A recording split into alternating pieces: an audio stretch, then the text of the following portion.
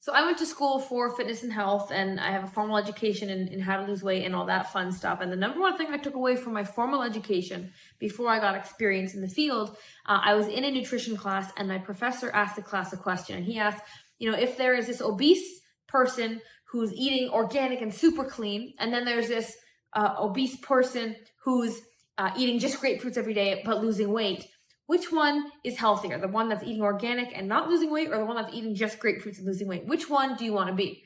And all the people in the class put their hands up for the obese person, right? Eating healthy and clean. And he said, no. He said, you want to be that person that's just eating grapefruit but still losing weight. Now, that sounds crazy. And I'm not saying just go eat grapefruit because that's not sustainable. But what I took away from that was being overweight is so unhealthy, so detrimental in so many ways. You need to get it off, even with drastic measures. Now, don't go just eating grapefruit, but the point was being overweight is so detrimental, more than you could ever imagine. It doesn't matter how healthy you're eating. If that weight's still sitting on you, it's wreaking havoc.